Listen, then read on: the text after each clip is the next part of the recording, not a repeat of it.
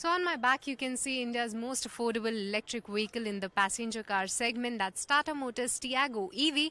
And let's understand more about this car and the outlook from none other than Mr. Shailesh Chandra. Firstly, congratulations because it is such an attractive pricing for this particular car. But what I want to understand is Tiago is already a top selling model for you, be it ICE, CNG and now EV. What kind of cannibalization effect you are seeing with this car launch? One that, as you rightly said, that Tiago is a very successful car, and therefore it gets the rub off benefit for as far as EV is concerned. The customer segment for an EV versus Tiago, say petrol, are very different customers, right? As I said, there are three kind of customers who would be still seeking for a product like this. There are people who can afford expensive car, but they are still looking for a car with premium feature because of the taste, but coming on a smaller footprint. So that's one category of customer, which might not be typically a Tiago petrol customer for us. Or a person who's doing, 50 kilometer plus, even 100 kilometer a day, because of his daily commute and the need of that particular customer. They see a huge saving by going for an EV. That's the second category of customer. And yes, as far as automatic transmission is concerned, where people are really looking for a convenient driving in congested cities, that's the third kind of customer. This is a very different experience of an automatic, but this will come at a premium. So there will be customers who will be different than a customer for a Tiago, petrol or CNG. There will always be a bit of cannibalization, but not to the extent that we will be concerned about it. Okay, but when it comes to the sales outlook, what is the expectation on that? And also, what I understand is that all your existing EVs, also like the ICE engine, have a waiting period of over 6 months. What is the production capacity for this Tiago EV for now?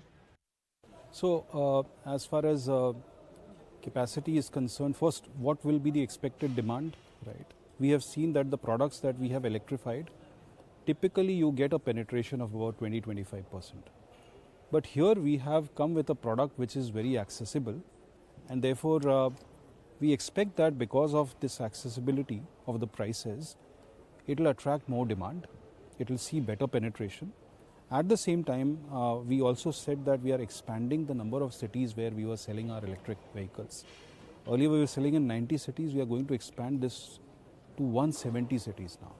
So that is also going to generate more demand. So I would expect that the penetration for Tiago EV can go up to 30-35% is ballpark planning number that we would have kept in mind.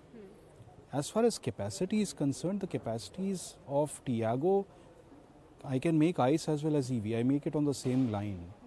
So therefore, if there is a need to ramp up from an internal capacity perspective, we should be ready.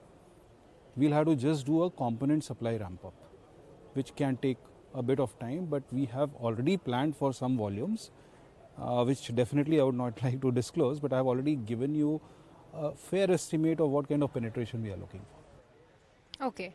Totally take your point, but when it comes to EV, a couple of challenges there in terms of the short-term challenges, if I may call.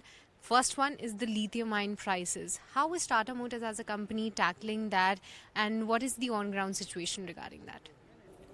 Fortunately, the trend which I see is that while the lithium prices have been increasing over the last, say, 9 months to 12 months, there is a bit of stability now that you are seeing.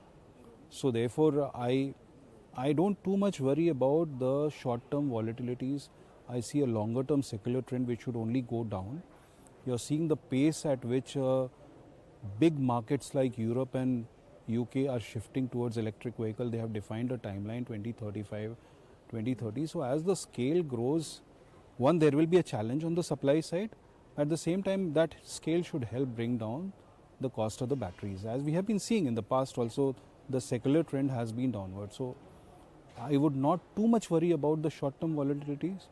But as the prices are now stabilizing, there is also, fortunately for us, the commodity prices in general are also kind of moderating. So it will offset. So there are offsetting factors also to the increase. But long term, I am quite hopeful of the battery prices continuing to see a long-term secular trend downwards. Okay, last couple of questions. The second last one is on the small car segment, because what we understand right now is that that particular segment is getting the hit most when in comparison to the sales in SUVs. You have launched an EV in the hatchback segment.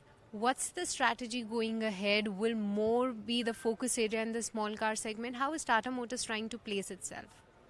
I think that EV offers a very different proposition.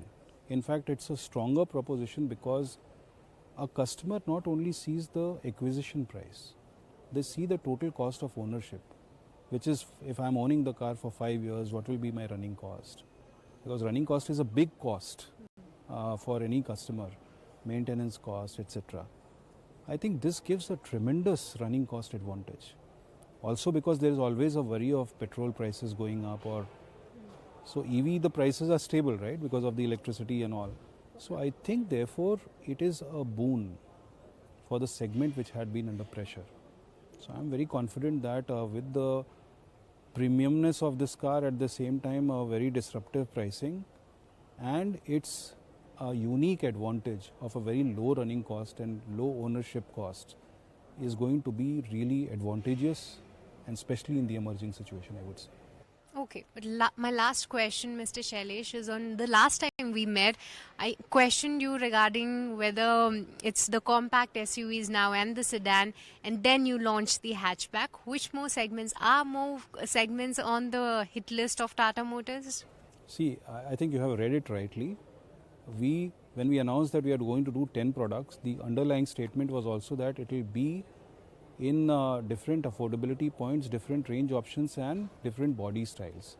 There are actually three prevalent body styles, which are SUVs, sedans, and hatches. Yeah. And then, of course, you have some vans and MPVs, but this is the mass, right? These three body styles. We had launched an SUV, we had launched a sedan, we have launched a No, hatch. different categories of SUVs. Is Yeah, that so therefore, going forward, now we are going to have more products. In SUVs, I can confirm that there will be no additional product in sedan space. But there is going to be hatch and SUV both. You have a new body style which we have created, which is a coupe, which we had unveiled in April, Yeah. which was the concept curve. That is also an additional product which is going to come. Okay, so we look forward to that. Very much congratulations once again and all the best. Thank you so much.